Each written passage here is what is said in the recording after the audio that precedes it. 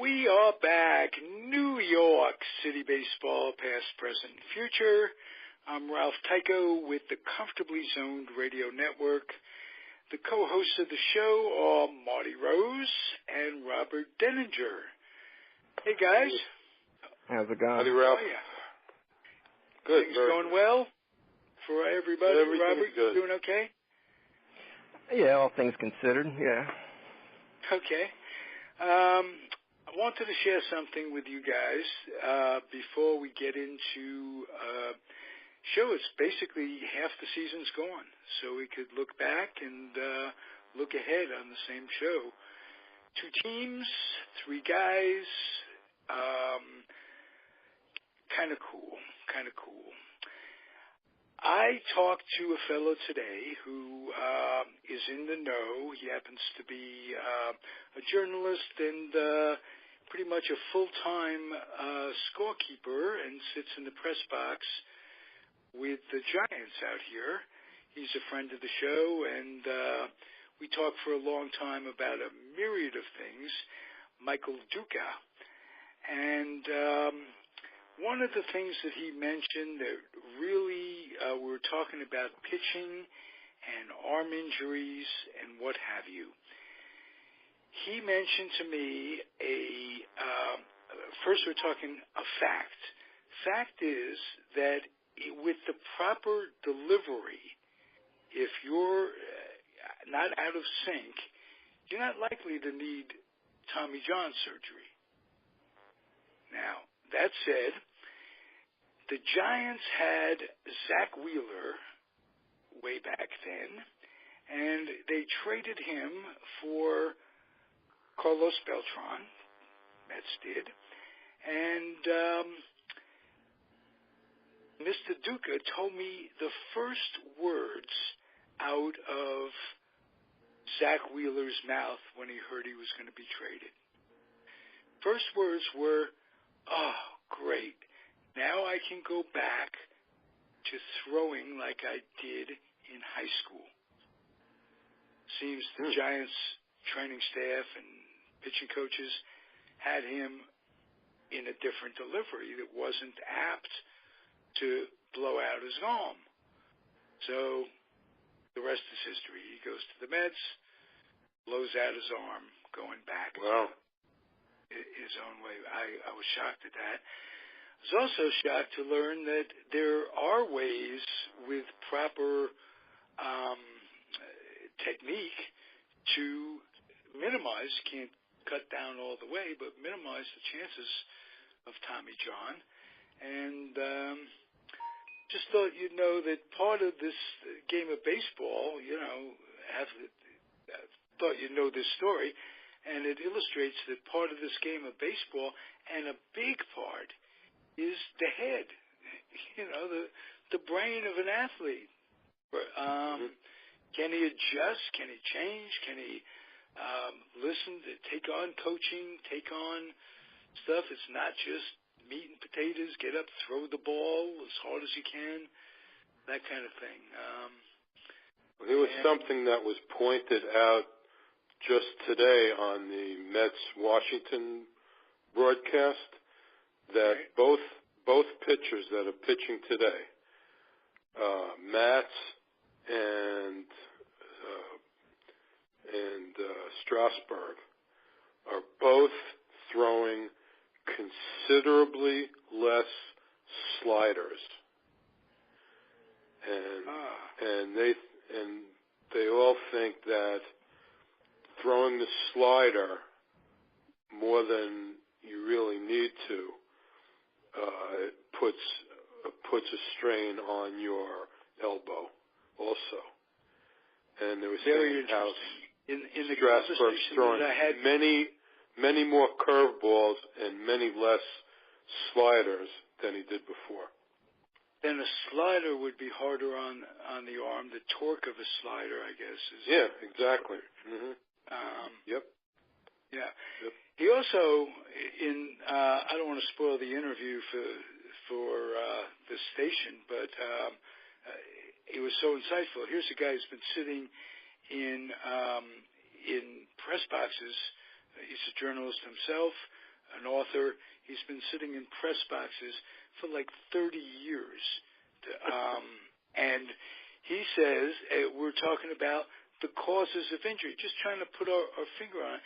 He says, when we were kids, given our age group, he was speaking figuratively, we could throw all day and all night. We never once, as kids, Mert,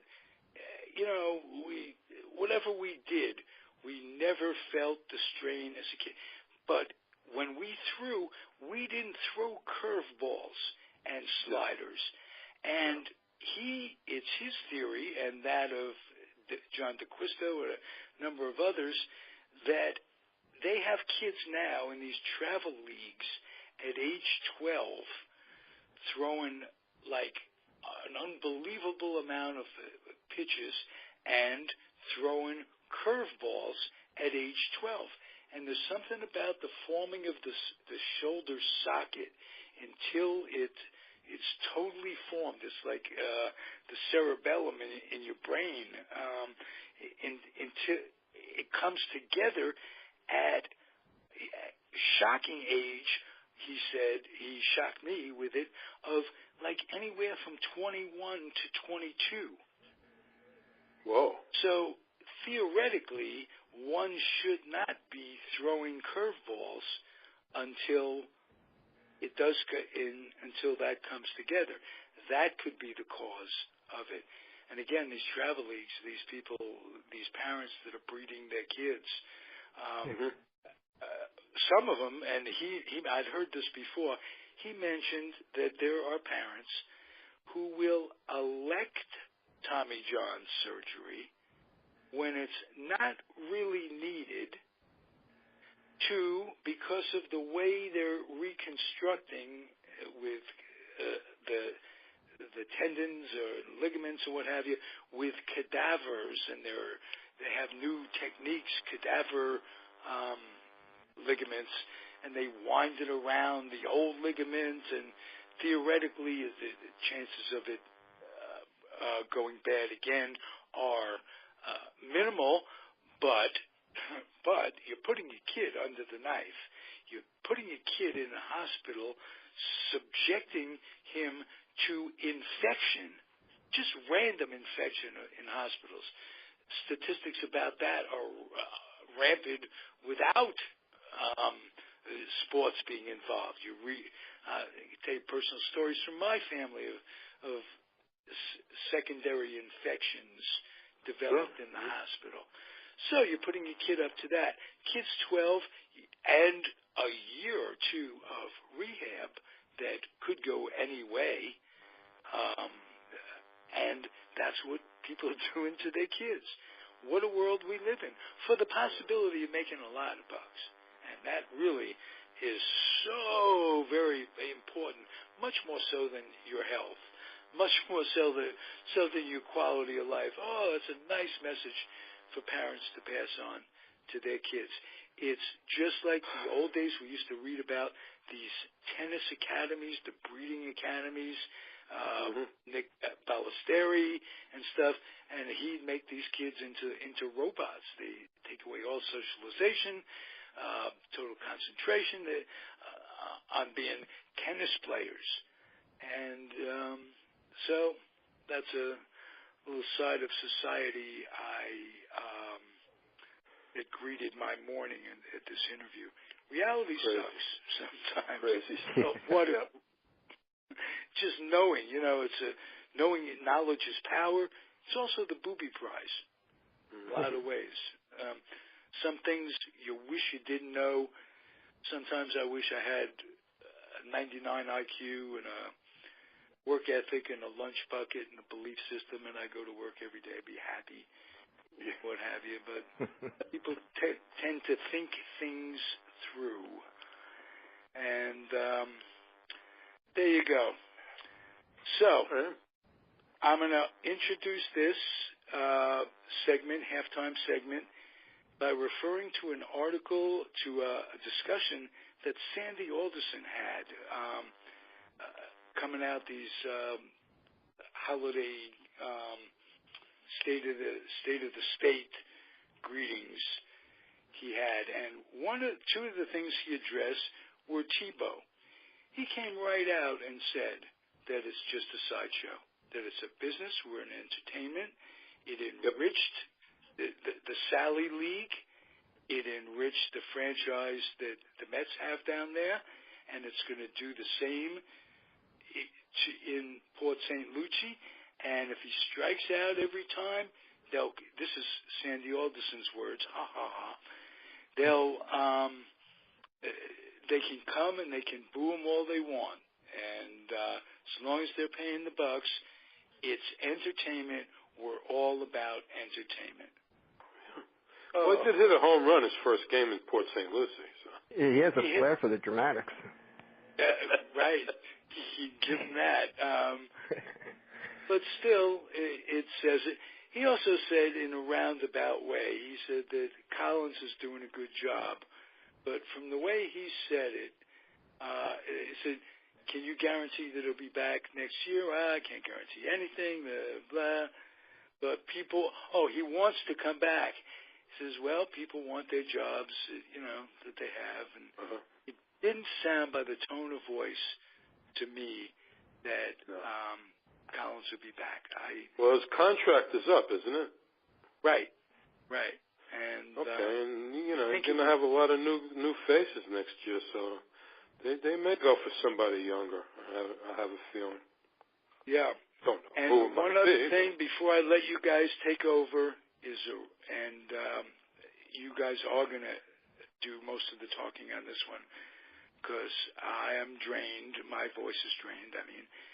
I want to say that there's a hot rumor going around that the Yankees and Mets may do something for Duda. So, well, we've heard that tossed around here, in New York with the New York chatter. right. But they've dealt with each other so few times over the years that most people think it's pretty unlikely. So we'll see. I think that maybe the new way of thinking is that if one team is doing well and it's not your team, it may not be bad. It could bring on interest, especially in the Subway Series that they have. Crosstown Series. I don't think they call it this Subway Series. But I think with the idea that it is a business and one hand can wash another, I don't think there's I just think that this could happen. I just have a sense for it. I don't know what they would do at first base. If that be the case, they might put Flores at first base. Yeah, Flores can play there. T.J. Rivera can play there. Right. It's not, it's just for the rest of this year anyway, until Dominic Smith comes, from Vegas. So I'm sure in September, he'll be up in September along with Rosario. I'm pretty sure about that. So. Right.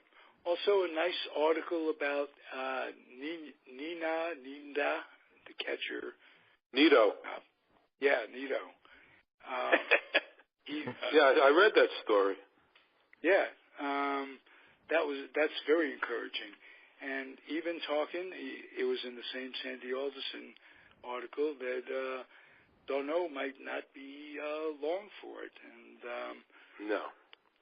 But I think Nito probably every needs now and again he has good games that he had one last night or the night before where he made 2 or 3 heads-up plays, and he looks great.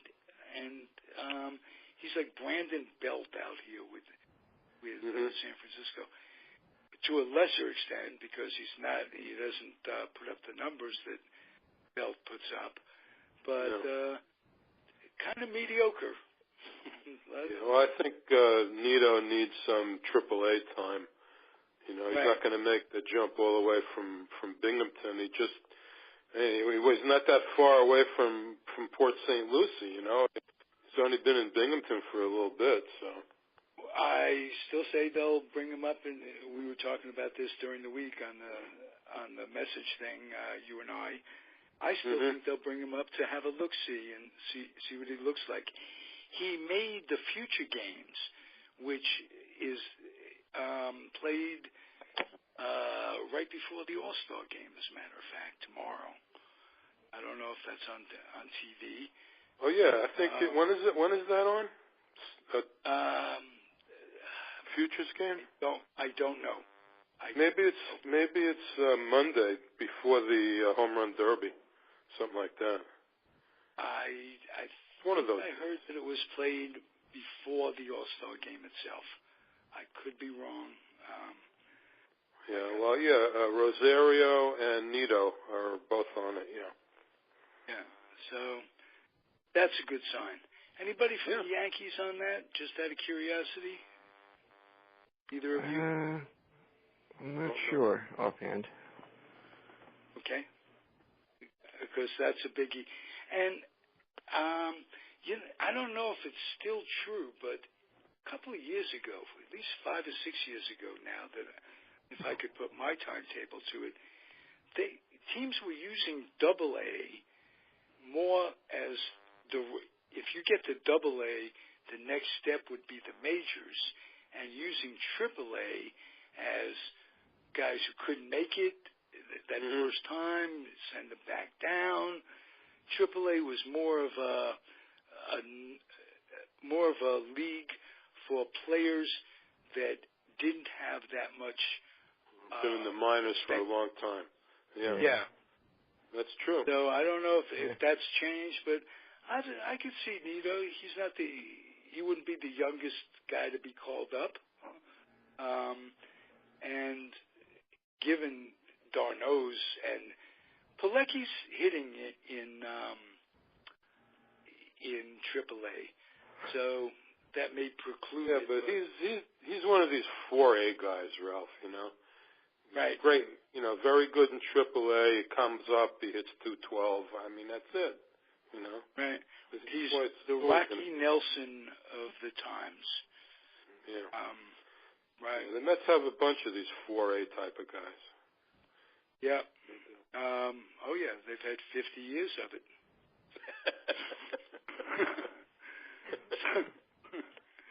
Just go, as Casey would have said, and you could look it up. True. It's true. All right, guys, talk about your respective teams. I'm going to shut up and listen and be educated and charmed. So go ahead, Robert. Yeah, take it, Robert. Okay. June was a painful month for Yankee fans. And the latest is Dellin Betances. He's imploding right now. In his last, his last 3 1/3 innings, he's given up 8 runs on 5 hits, I think. Yeah, last 3 games, he's pitched an inning and 2/3. He's given up 6 runs on 2 hits, 6 walks. He's 0-2 with a blown save. In his last 2 games, he's thrown 50 pitches with only 22 of them for strikes. He's having problems getting over his breaking ball and fastball. Is he hurt? I don't think he's hurt. I think it probably mostly with his mechanics. I mean, first it was Tyler Clippard having problems throwing his changeup, and now Betances seems to have problems getting his breaking ball over, along with his fastball. Just seems to be one thing after another at the Yankees bullpen. He was really exposed against the Astros. Oh yeah, that was just stealing bases on him like the guys were like a merry-go-round. Yeah, Walks I mean, a guy and the guy's on third base like 2 pitches later. We're talking about that double play combination. That is, I happen to have them in my fantasy league, Correa and Altuve. They are great, and the Astros are a terrific team. Yeah, I mean, they can really hit a fastball. I mean, they're a good fastball hitting club. I didn't realize just how good they were. Yeah. But the Yankees bullpen in the last 18 games are 1-7 with an ERA of over 5.5. And I think they've blown 15 saves this year, 6 of which have come on games that Severino was in line to win. Oh, that's tough luck pitching. Yeah, he could easily be 11-4 instead of 5-4. All of a sudden, they've got a ton of injuries. I mean, It's almost like the Mets. So all of a sudden, one guy went down after another. You're missing a lot of guys. I think it's the New York pizza. I mean, I know that sounds a little wild, but I'm looking for common denominators. All right. So, Today the Yankees said they're looking, considering exploratory surgery on Greg Bird to see where the pain's coming from. Well, so he's probably out for the year. Yeah, I don't expect him to be back. Then maybe they do make that deal that Ralph was talking about. Yeah, Cashman, they asked him about first base today, and all he said was that they need more production out of first base. Yeah, no kidding. Yeah. Really. That whole thing about bringing Carter back, maybe you could explain that to me. I thought, Robert, that once somebody is DFI'd, he was either going to be traded or released, and it just shocked me. I mean, the kid got hurt. Austin got hurt too. Not only, so I understand why they're trying to do it, but I didn't think they could do it legally through the league. He had 10 days to accept assignment to AAA, and he did. So he was on their AAA roster when they brought him back. Oh, and he had already gone through waivers, in other words. Well, he had 10 days to accept the assignment before he went on waivers, and he accepted it. So technically, he really never really left. Okay, so he did not. Okay, so he ended up being optioned. Yeah. Gotcha. All right, and that accounts for it. A dismal failure. Yeah, and right now he's really the only able-bodied first baseman the Yankees can really use right now, until at least Holiday gets back, and even then I don't think you want to play Holiday every day at first base. Now, how about Hicks? When is he due back? He's still out for at least 4 to 6 weeks. He should be back sometime after the All-Star break, but right now, same schedule, even out 4 to 6 weeks. Okay. But CeCe's coming back tomorrow with Adam Warren. Both will be activated tomorrow at the DL. Yeah, that's some headway back to health. Yeah. All right. And Holiday's feeling better too. From both of you, I want to know your gut feelings. Mert, they've been playing so much better over the last 2 weeks. They've been winning. Since they got swept by the Dodgers, they're 8-2. Right. So, and so tonight's game. Do you think there's a possibility of, and I want to know the same thing for Robert, that this season could end up surprisingly well?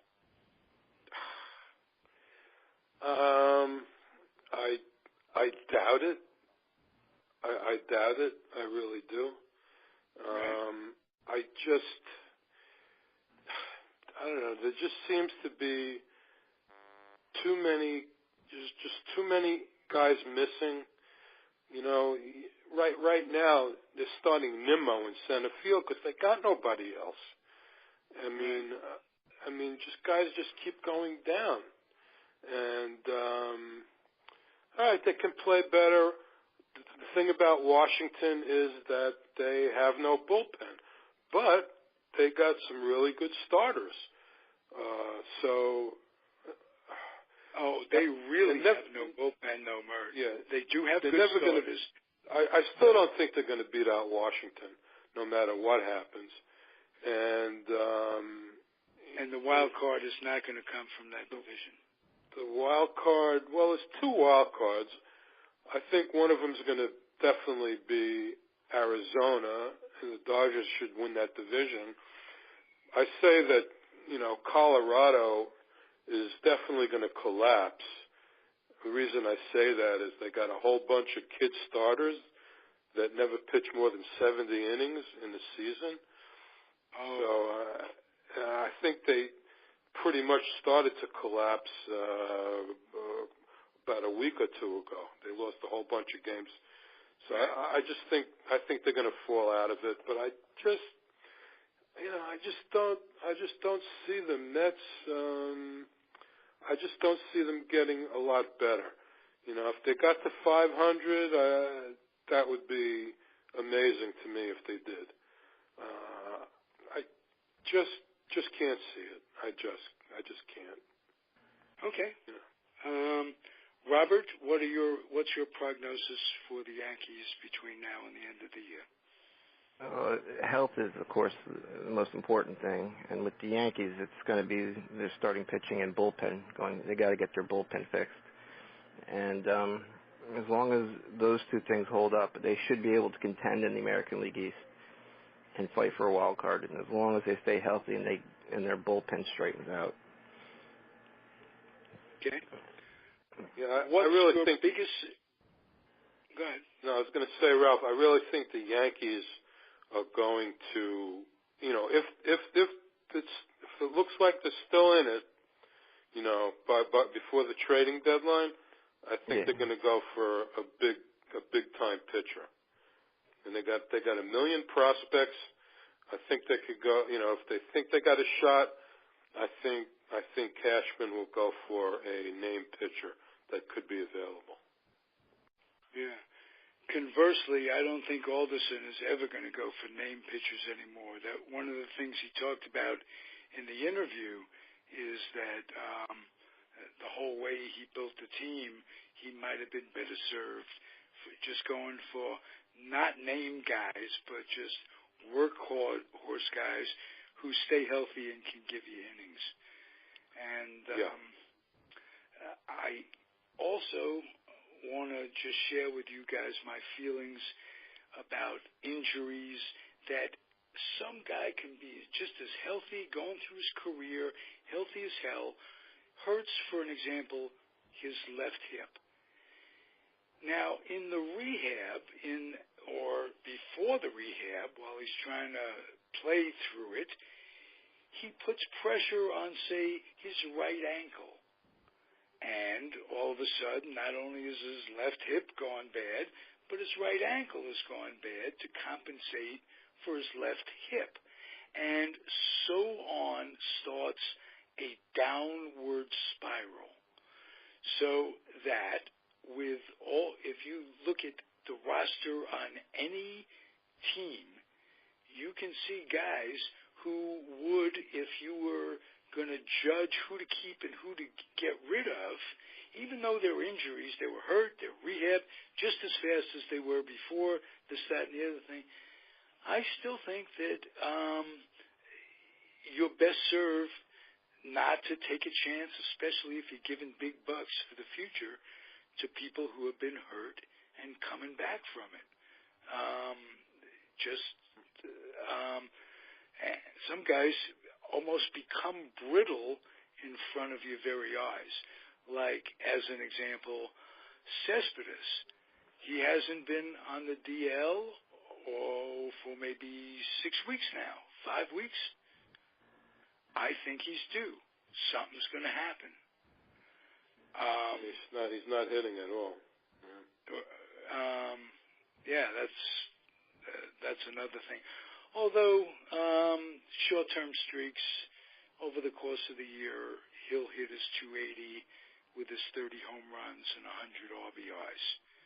He was just up in a big spot in the 8th inning. He grounded to short.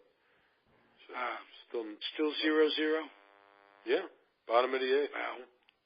Holy. And Matt's still in there. I don't think so. He was over 100 pitches after the 7th inning. So I have the sound off. I don't know who's coming in. I don't think they're going to put him back out there. So, okay. Unfortunately. Well, let's hope for a win, but more importantly, let's hope for a little health. both teams. Yeah, definitely. Yeah. Thank you, gentlemen. Wonderful as usual. I'm appreciative of both of your company. Okay, Ralph. Robert, you okay with everything? Ralph. Oh, yeah. Anything you want to say in conclusion? Well, Betances and Chapman, if they're not effective, then any moves the Yankees make would be irrelevant. Those two have to be effective going forward. Well, that's speaking of the antithesis in bullpens, with no one to depend on. That's Washington, and that's why I feel an inkling of hope, especially since Reed and the boys are coming together in the Met bullpen. Still feel that inkling of hope. You could laugh at me under your breath, Marty. Well, I did hear Familia was going to be starting to throw soon. So, if they stay close and he comes back, in late August, early September, who knows? Who knows? You never know.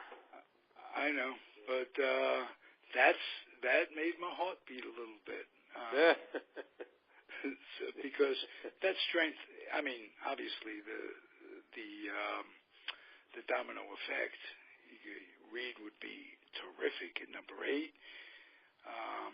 Blevins has been very, very effective. And that's 2 or 3 years now. He got hurt, but he's been terrific. So never know. We'll see. Let's hope for the best. Again, we got to be healthy. And sure. See you next week, guys. Everybody out there. All right, Marty, Robert, adios. And thanks for listening, everybody. Keep on keeping on. Adios.